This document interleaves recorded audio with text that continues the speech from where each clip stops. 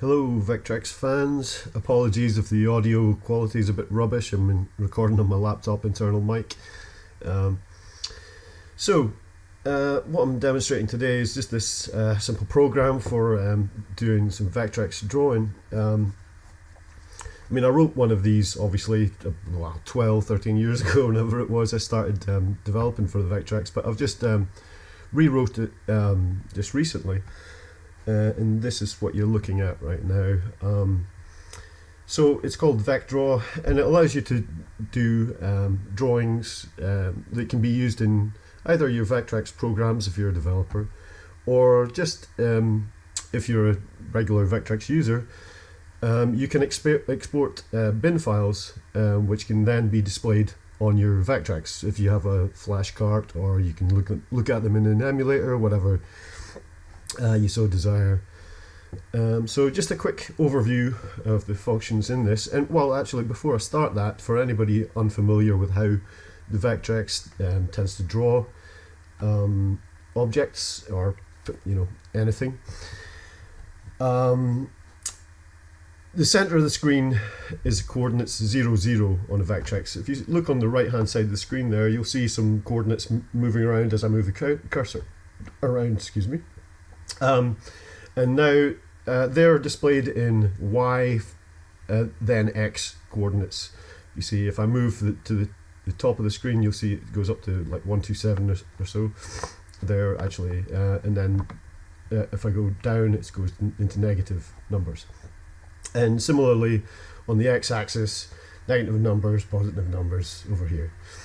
Okay, so drawing always starts at position 0, 0 generally on the Vectrex, wherever you're going. It's all Vectrex coordinates tend to be basically relative to the last point drawn. So that's how we draw in this program.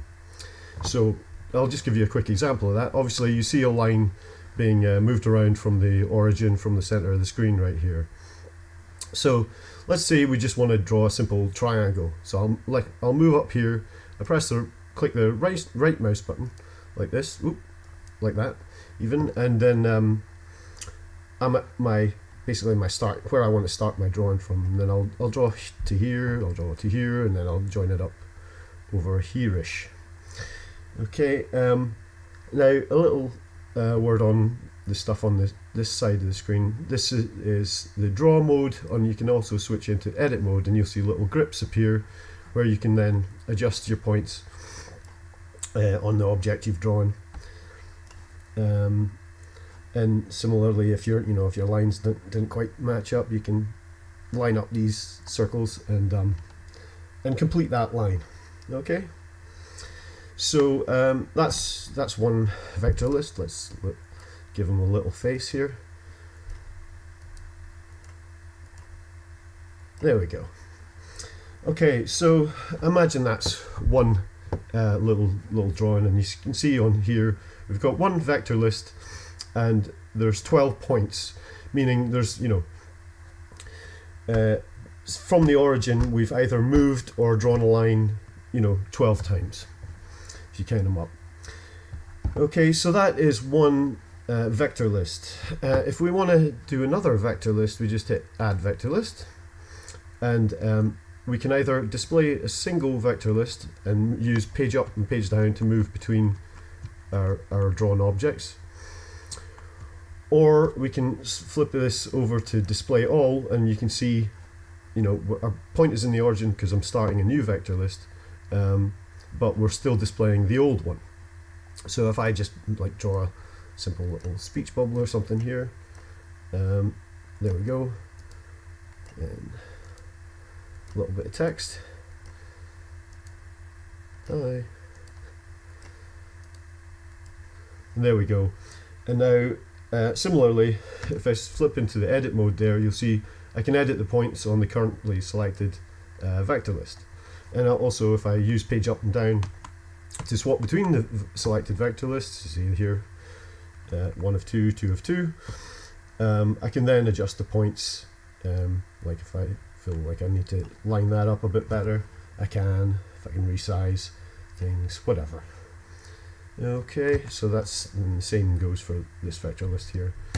switch out of edit mode again, and you'll see both vector lists displayed. And again, you can make as many vector lists as you so desire, and load and save those files. Okay. Also, you can load a background PNG, which will get stretched to the drawing area here, the black space. Makes it easier for if you have an image that you'd like to trace, and copy an image from a poster or whatever it might be. And similarly, you can click the clear button to get rid of that again once you're done, or you want to load a different one, whatever. So clear VL just clears the currently selected vector list. So if I hit it now, that high will go, and similarly remove will get rid of it too. So obviously add and remove, and we've got clear. And if you hold down the shift button, you can actually copy the currently selected vector list to a new vector list. You see, we've just done that, and we've now got two vector lists, but they're both the same if we move between them. If I hit into edit mode right now, I can just, I'm displaying both of them at the same time, but yeah, so I've just closed his mouth a little bit, move into draw mode again, and then if I use the page up and page down, you can see his mouth animate there. Okay, so that's just a simple example of what you might use the copy vector list to do. And similarly, we have if I display all or display single, we can use the flip X to flip the image on the X coordinate, and flip Y to flip it on the Y coordinate, and there's rotate, which you can then rotate however many degrees as well, and that's about it. Obviously, when you're using a PNG and drawing over something, you might have a white background or white objects, and you don't want to use white as your vector color. So if you use this picker, you can select a different color like yellow or whatever, blue, whatever it might be, and that applies to both the lines and the grips for the edit mode. So you'll see there. Okay. So aside from all of that, you can use new just to clear all of the currently drawn vector lists and start from new.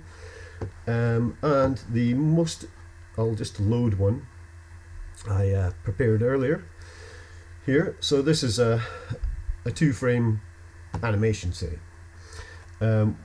One image of this little star character, and the next one along is I've added a little speech bubble saying hi.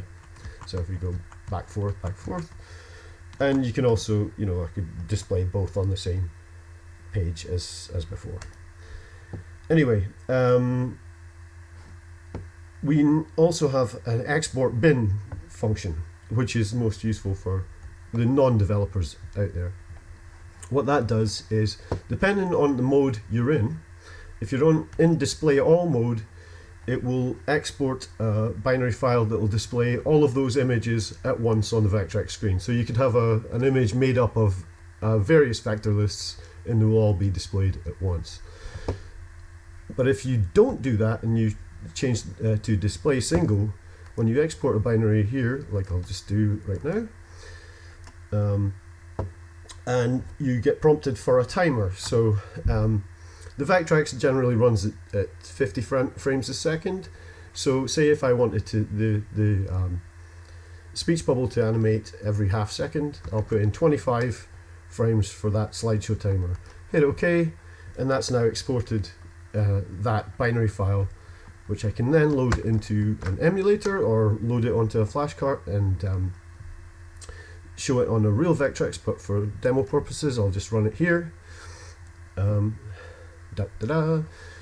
There's our exported animation, essentially.